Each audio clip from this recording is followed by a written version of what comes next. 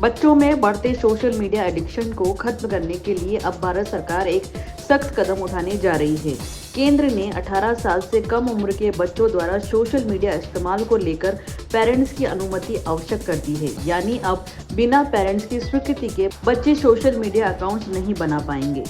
इन नए नियमों के मसौदे के मुताबिक बच्चों को सोशल मीडिया एक्सेस के लिए माता पिता की सहमति की आवश्यकता होगी। ये मसौदा digital personal data protection act के तहत तैयार किया गया है। साथ ही सहमति देने वाले बच्चे के माता पिता ही है। इसकी पुष्टि के लिए उनका सरकार की तरफ से जारी पहचान पत्र जरिए सत्यापन होगा। सरकार ने शुक्रवार को इस एक्ट के नियमों के मसौदे को जारी किया है। इस पर स्टेक होल्डर्स से 18 फरवरी तक सुझाव मांगा है।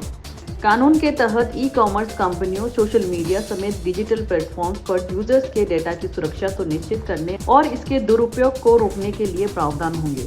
ऐसे में भारत सरकार के इस फैसले का उदयपुर वासियों ने भी स्वागत किया है। उदयपुर के पेरेंट्स ने इन नियमों को लागू करने के साथ अपने सुझाव भी दिए हैं। उनका कहना है कि सिर्फ सोशल मीडिया अकाउंट्स पर पेरेंट्स की अनुमति आवश्यक होने से ही बच्चे सोशल मीडिया की गंदगी से दूर रहे, ये जरूरी नहीं है। सरकार को बच्चों के लिए एक ऐसा सिम कार्ड निकालना चाहिए जिसके इस्तेमाल से मोबाइल पर वही ऐप्स या कंटेंट्स दिखाई दे जो 18 वर्ष से कम उम्र के बच्चों के लिए ज़रूरी हो। नहीं, ये जो निर्णय आया है कि सोशल मीडिया अकाउंट पेरेंट्स की परमिशन से खोला जाए, मुझे नहीं लगता ये प्रैक्टिकली बड़ा प्रभावी रहेगा। क्योंकि अगर बच्चा बाहर है और पेरेंट्स अगर दूसरी जगह है तो ये कैसे पॉसिबल होगा। और दूसरी चीज़, मेरा इस विषय पर ये मानना है कि जब एक बच्चे को मोबाइल देना आज की तारीख में आवश्यक हो गया है तो क्यों नहीं सिम ही इस तरह से हो कि एक बच्चे के कनेक्शन की सिम अलग हो और एक बड़ों के कनेक्शन की सिम अलग हो। तो मुझे लगता है कि दुरुपयोग काफ़ी हद तक रुक जाएगा। और इस तरह से अगर हम करेंगे तो पेरेंट्स भी अवेयर रहेगा कि हाँ, मेरे बच्चे के पास बच्चों वाली सिम वाला ही मोबाइल है या बड़ों की सिम वाला मोबाइल है, तो ये पकड़ना थोड़ा आसान रहेगा।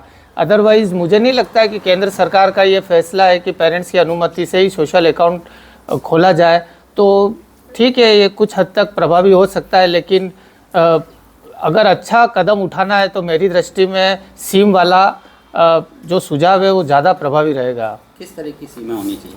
सिम इस तरह से होनी चाहिए जैसे भी आपकी एक बच्ची है या बच्चा है जो कोचिंग जा रहा है, आपको उसको मोबाइल दिलाना है तो उसके कनेक्शन, भले 15 साल का बच्चा है तो उसकी सिम इस तरह से हो कि उसमें कंटेंट 15 साल की उम्र जैसे ही आए। और एक स्टूडेंट की सिम का एक अलग ही प्रावधान हो, कहाँ स्टूडेंट की सिम है तो उसमें एजुकेशन कंटेंट ज़्यादा है, वो कोई भी साइट खोले बस उसको उसके एजुकेशन और उसमें नॉलेजेबल चीज़ ही हो, बच्चों की मानसिकता ख़राब हो ऐसी चीज़ें उसमें ना हो। तो ये तो संभव है मेरे हिसाब से। मैं इसे अपनी नज़र में तो 100% सही मानता हूँ कि बिल्कुल सही निर्णय है केंद्र सरकार का यह कि पेरेंट्स की अनुमति के बिना किसी भी बच्चे को कोई भी मोबाइल नहीं मिलना चाहिए। और जहाँ तक मेरे मित्र ने एक बात कही थी कि अगर उनको मोबाइल देना ही है तो उनके मोबाइल में कंटेंट कुछ इस प्रकार से हो कि वो एजुकेशन से रिलेटेड पोर्टल ही खुले, इसके अतिरिक्त तो कुछ खुले ही ना। तो अगर बच्चा फोकस भी करता है, बार बार देखेगा तो एजुकेशन से रिलेटेड चीज़ें ही देखेगा, वो जिस कक्षा में पढ़ रहा है उसी से रिलेटेड चीज़ें देखेगा और वो चाहकर भी दूसरी चीज़ें देख ही नहीं पाएगा।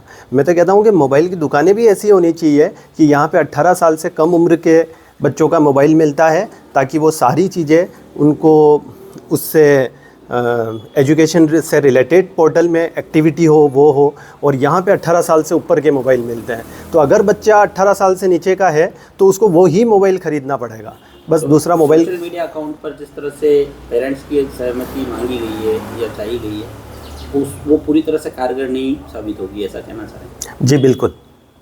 और जिस तरह से सोशल मीडिया पर जो ये कंटेंट्स हम लोग अभी देख रहे हैं, बच्चों के अंदर मोबाइल का एडिक्शन बढ़ रहा है, कई बच्चे सुसाइड तक कर लेते हैं, ऑनलाइन गेम सबसे ज़्यादा मोबाइल में चल रहे हैं, इसके भी जो दुष्परिणाम है हम देख रहे हैं। तो क्या सिर्फ इस तरह से प्रतिबंध लगाने से ही ये सब चीज़ें रुक जाएगी या और भी कुछ सरकार को एक्शन लेना चाहिए? नहीं, निश्चित रूप से और भी कुछ प्रतिबंध लगाने पड़ेंगे।